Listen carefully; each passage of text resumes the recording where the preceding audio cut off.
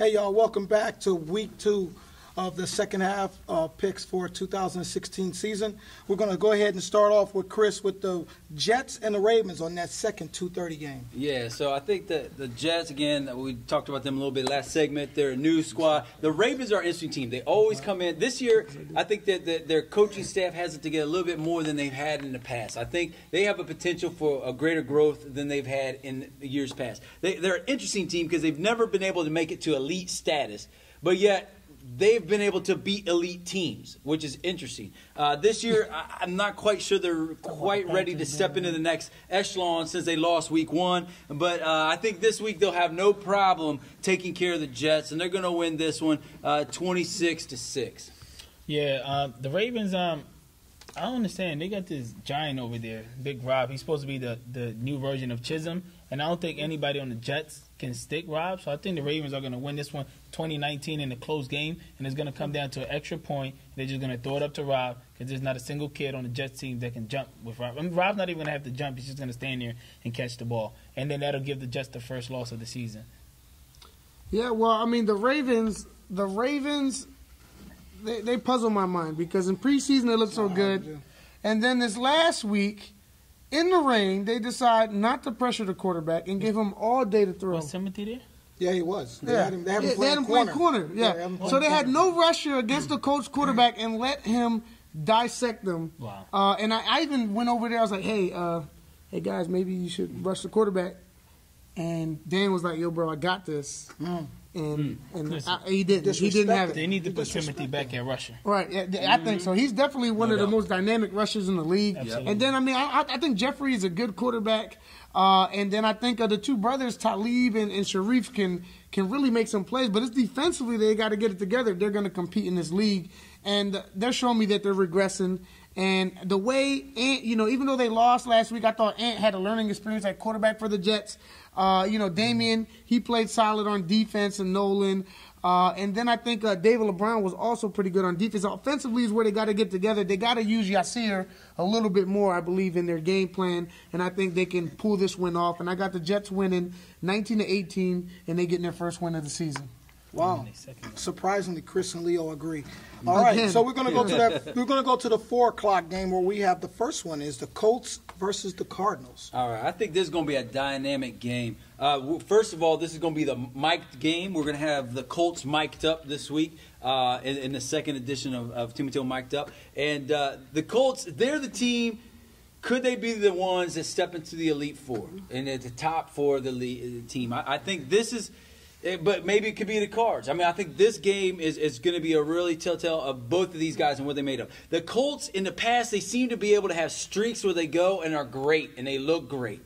But then they can't sustain it. And I'm not 100% sure that the Colts mentally can sustain an elite status. I'm not sure. Maybe, maybe not. This week is going to be huge and see how they play. The Cards are looking strong. I think they're better than ever. Their coaching staff actually showed up to the huddle and learned some, coaching tips. So I think they could. I think they could also be an elite team, possibly. But this one, I have the Colts winning this one, 26-20. I don't think the Colts are trying to be an elite team. I think they are that top 4 team. I think they complete the top 4 as far as the Pac-9, the Cowboys, the Seahawks, and the Colts. I think that's the top 4 team in this league. I think the Colts are really legit. Wayne has done a really great job over the years. I mean, he's struggling, and then, look, he progressed, and now he's built sort of what's going to be a dynasty in this league. He got a young quarterback, and he got Eske, who had 3 touchdowns last week and 3 interceptions. And I think Eske is going to continue his quest for MVP with another 3 touchdowns and 2 interceptions. And it's just going to be too much for the Cardinals. But I think it is going to be a high-scoring game. 38-35, Colts win this one. Yeah, Colts being elite, I think we're definitely pushing it there. I think there are some good players. Eske, he's a good player. I think he's overrated. Jose, their quarterback, rookie in the league, they're talking about him being rookie of the year and all that other. He's overrated. All right, Sumo talks more than he can play.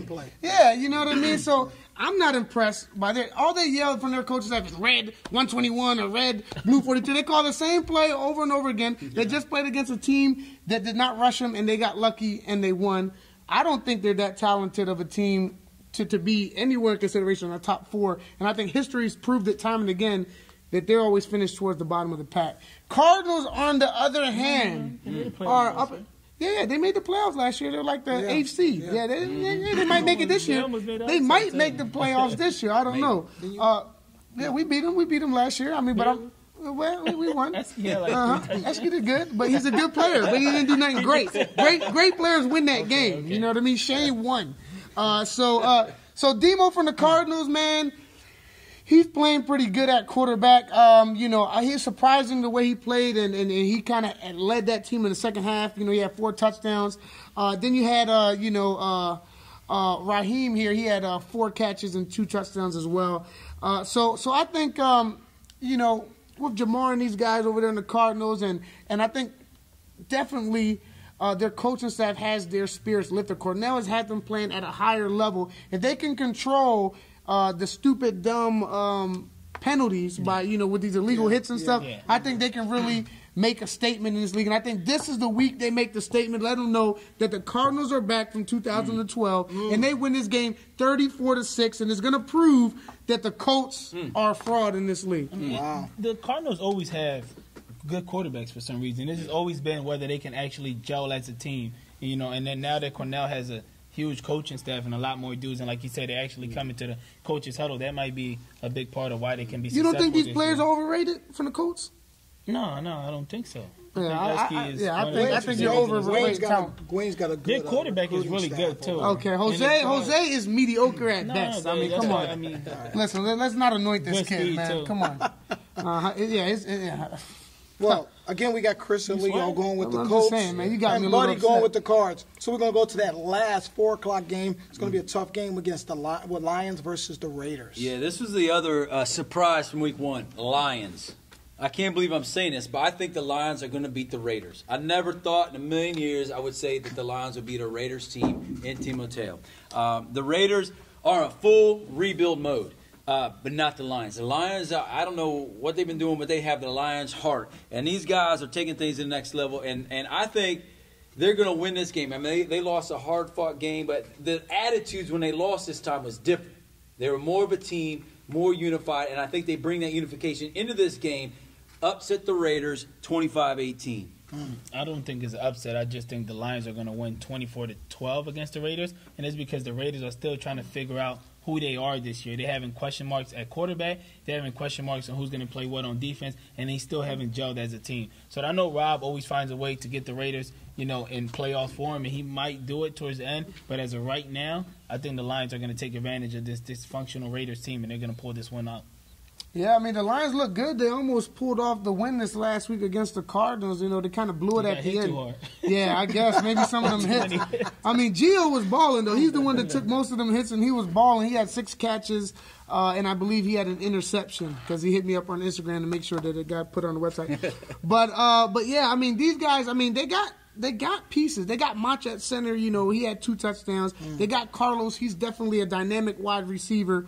And Rich at quarterback, even though he's a rookie, he looked pretty sharp. And then they got this young up and coming stud Jeremiah, he hasn't seen the field. You know what I'm talking about? He is going to be a problem in this league, and I think you guys have to watch out for it. But I don't think you have to watch out for the Lions this week. I think Pedro's pretty good too. Pedro's good. Yeah, Pedro's good as well. He got a new car too. You Did he? Almost won again. He got a new car. What did he get? What kind of car? We talking about players. They got a Toyota Celica. Yeah, man, these guys. I don't know. Their parents surprised this kid. He dropped the interception. I don't think he deserved the car. But the Raiders, I never count Rob and these guys out over there. I mean, they got Heck, they got Rob, they got Meese. They got 3 Hall of Fame coaches over there on that staff. I think they might have found their quarterback in Edwin. I think Alex, maybe he's not meant for him to be a quarterback yet, but I think he definitely has skills to do it. But I think they're going to figure it out this week. They're going to use they put their players in the right position. I think Kyrie, he had a touchdown, and I think he's definitely their go-to receiver in this game. And I just got the Raiders just outsmarting the Lions 27-25. Wow. So, again, we have Chris and Leo going with each other. Same pick again, huh? I agree with Chris. And Buddy going against the Raiders. Okay. And Buddy going against the Raiders. Hey, y'all, come prepared. This Saturday, the weather's going to be a little better. And don't forget your Bible verse, game day verse, and your alternate quotes. See you Saturday. What's the verse?